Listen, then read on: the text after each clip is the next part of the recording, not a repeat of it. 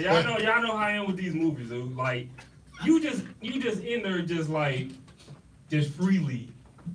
And just like, well, he ain't got finished putting in that work. And then the high disrespect of the picture is right there empty, bro. Don't you matter. still had a cup. It don't matter. It don't. Listen. And then you turn around sarcastically. Listen. Minnie Mama had a nice, deep conversation last night. I know he heard it all. What you mean? I know. And he heard it. And he earned that privilege. But at least he offered breakfast though. Most breakfast. Quick question. I was asked this. You have a nice cup, right? You have a nice little cup right there. Yes. We all have nice cups. When you see somebody with one of those old white cups that have been faded, like used to have paint on there or something. Oh, you mean like a former radio mate of ours who got in this car, picked up a cup out of his back seat, used his index finger to clean the interior, and proceeded to pour Sunkiss and Taka? That sounds like an innuendo. That is an innuendo. He stuck his finger in it and twirled it around in a dirty cup. He was practicing. That's an innuendo. Yeah, it's all innuendo. Remember, if you drank cheap liquor in dirty cups, be prepared. Be prepared. Mo Sports Talk, mosportstalk.com is the website. Got the full squad in the building, and the proceedings will begin in the NBA. And without going into specifics about the trades, let's see what we know. Rodney Hood, Jordan Clarkson, Larry Nance Jr., George Hill are all Cleveland Cavs. I get that part right? See. Yes. All right. Joe Johnson, who was a Utah and then became a King, is now a Free and will be a Rocket. The same with Breakfast Only's Brendan Wright. He is now an alleged Houston Rocket too, right? Mm-hmm. All right. So Derrick Rose was a Cav. Was it ever a Jazz? Like, no. Are we gonna say are they even gonna put Jazz on his basketball reference? No, sir. Okay, and he is now a Free, possibly Thibs, or what are we putting at the remote possibility of Derrick Rose retirement? Percentage-wise, 100-point scale. But retiring now? Yes. No, I say he played like 1 or 2 more years. 1 or 2 more years? Yeah. So 0% chance he retires. 0% chance right now. Chris? I'm gonna say about 50%. 50%. I'm gonna take the over on Chris. I think it's a great chance we have seen the last of Derrick Rose. Also, no Thibs on? Well, I heard the Minnesota rumor. I think it's Thibs or bust. Mm-hmm. He has to fulfill that Adidas contract. Yeah. So he has to be an active basketball player? Yes, sir. He has 10 functions. He has to play. Oh, wow. Okay, so Dwayne Wade, one-time Cav, one-time Bull, one-time Heat, now current Heat. And as the story goes, his longtime, he passed away recently, allowing a chance for he and Pat Riley, noted Heat executive, to hug it out, reunite, and make it feel good. I got a question to ask. Yes, sir. Okay, now, he was traded for a second-round pick. But will you feel some kind of way if you're traded for a protected second-round pick in 2024? No, because I'm thinking this. Wade and LeBron had a conversation. LeBron told him, get the F out of here. Like Ja Rule told Chauncey?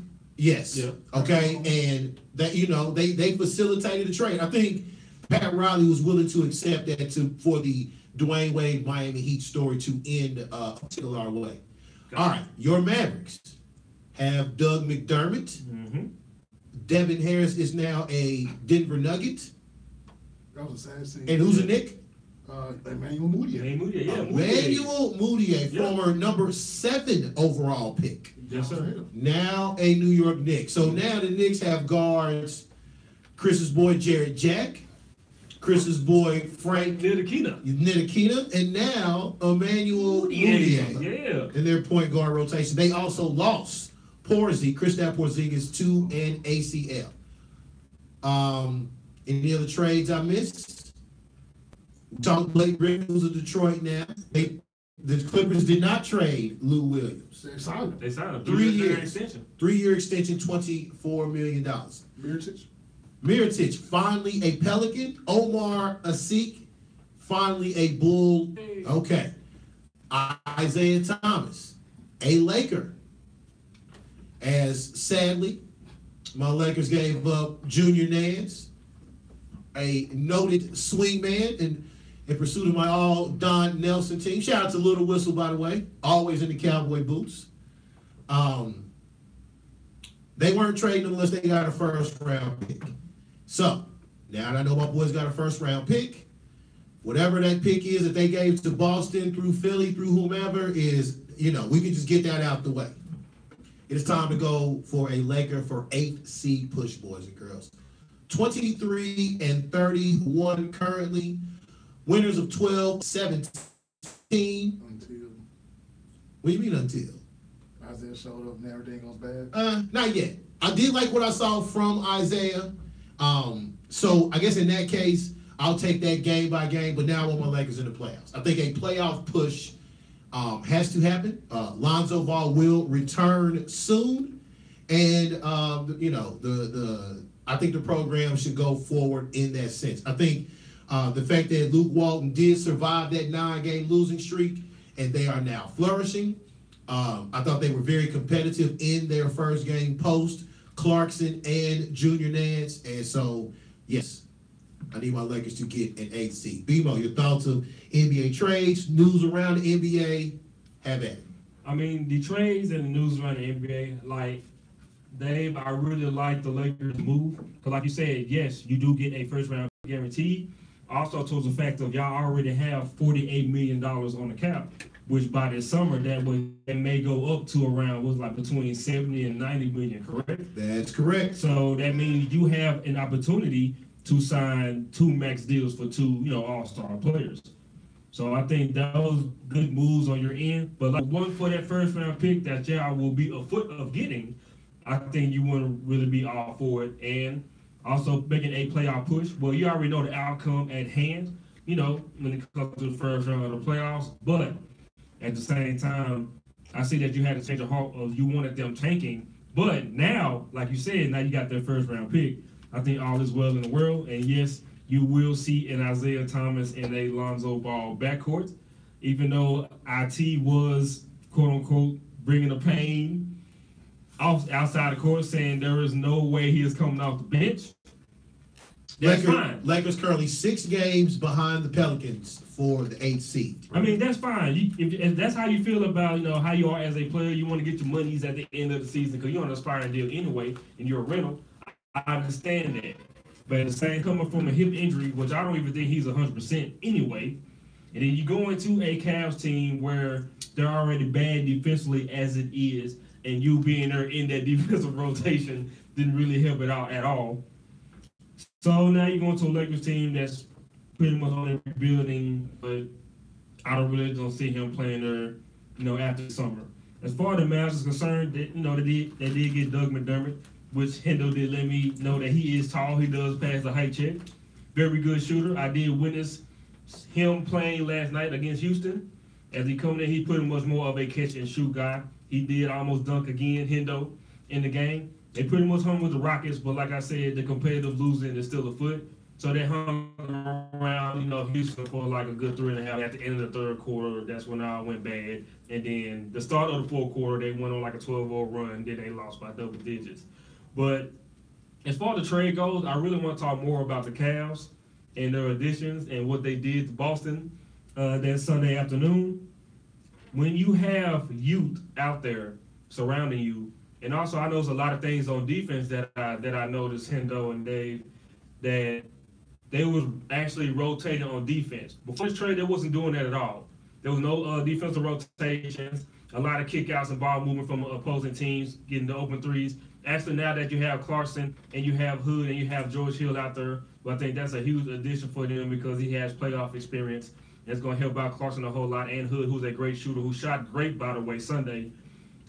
I'm more focused on their defense more than anything because they were getting steals, getting turnovers, great defensive rotation. They was running towards the open men, and I saw a lot of times where Boston really kicked out of a whole bunch of shots and passed up a lot of opportunities at the three-point line, and it was passed around. When your last result at the end of the shot clock is Al Horford shooting threes repeatedly, after they was getting offensive rebounds and kicking it back out to Al Horford, when you have Tatum, going to the basket uncontrollably, and, drawing charges by George Hill, Clarkson out there playing defense, like that whole team changed.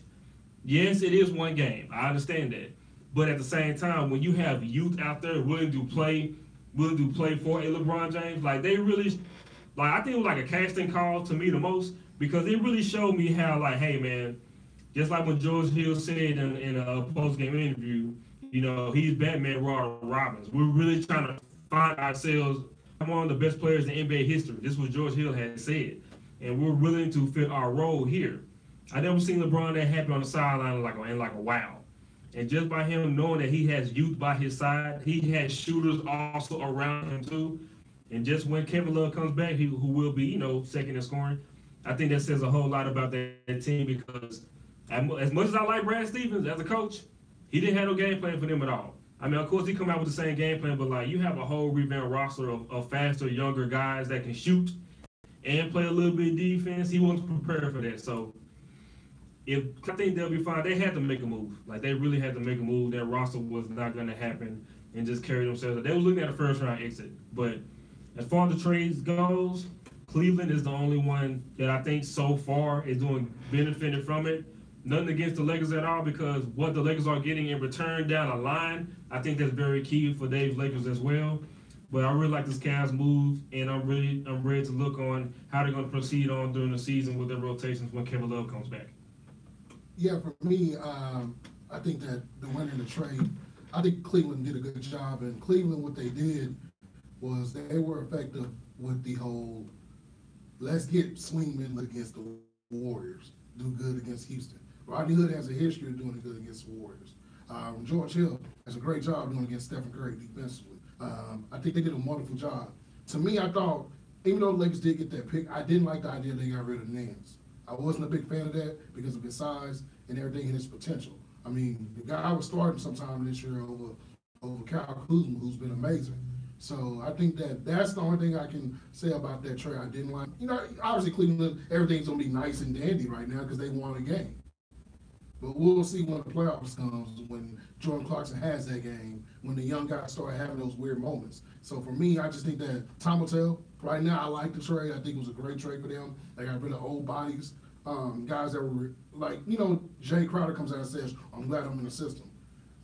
Dude, you were in the system in Dallas, it didn't work out good for you. Yo, man, he's only 27 years old. That's it, bro. He's washed. Yeah, that's it. That's it. Wow. He's washed. So, yeah, I just think that at the end of the day, for me, I think that I like the moves from the Cavs. To me, the best move out of the whole trade down, personally, was the fact that the Rockets got Joe Johnson to come off the bench. A team that needs more than just Eric Gordon, a team that has injury history, injury problems, with those guys like Ariza being out. Joe Johnson, if we remember last year in that playoff game when he went off in that playoff game, he had a good couple playoff games, so I think his veteran experience helps out. There's some guys still out there. Tony Allen, who was recently traded. He's a free agent. I'd like to see where he can end up.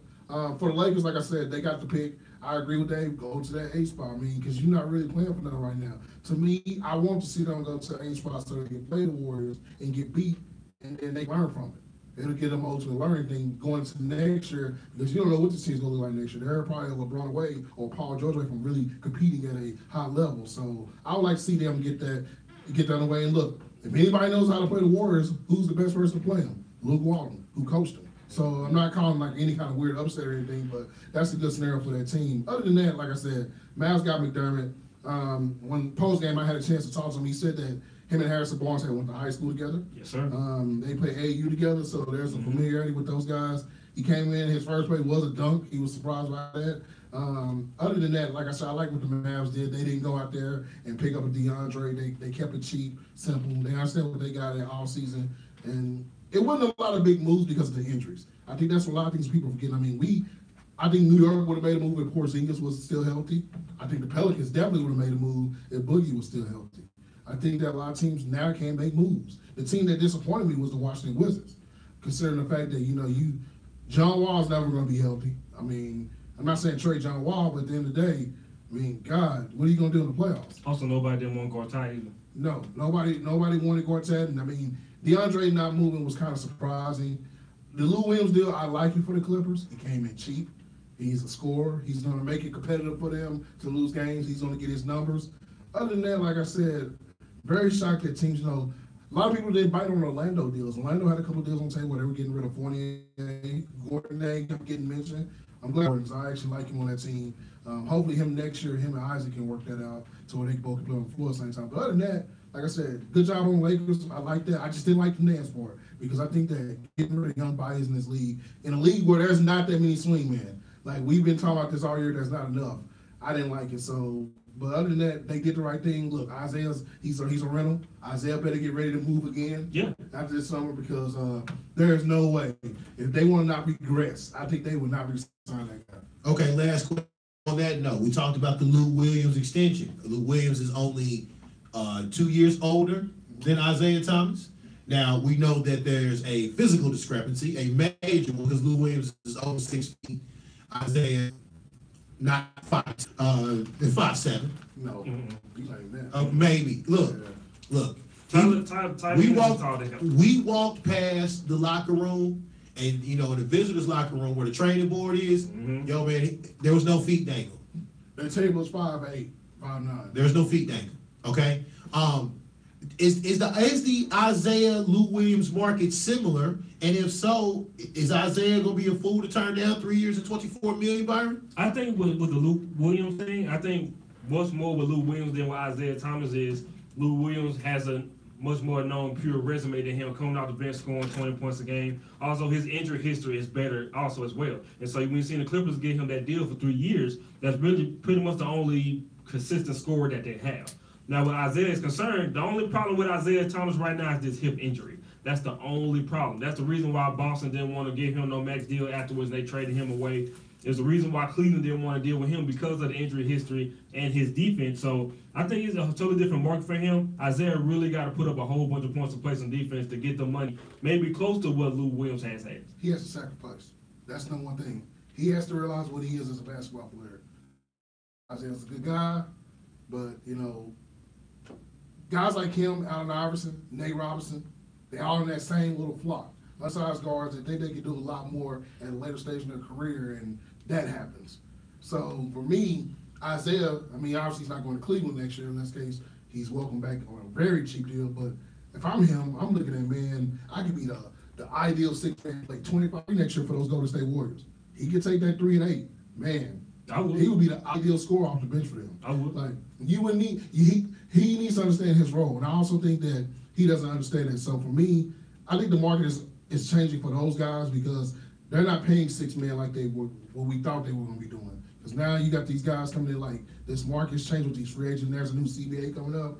He better cash in while he has a chance because he's one bad another injury away from probably being a fringe guy. Like I guess he will talk about this. Last time around this time, we were all sitting in this room saying, "Man, Isaiah Thomas is an MVP candidate."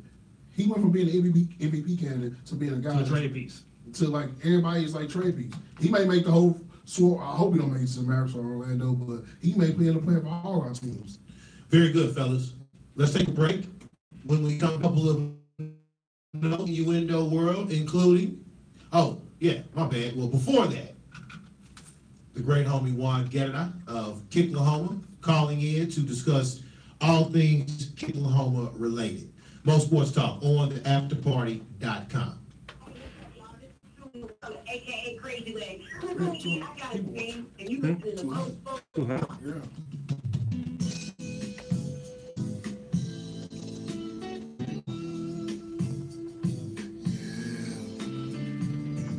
Yeah.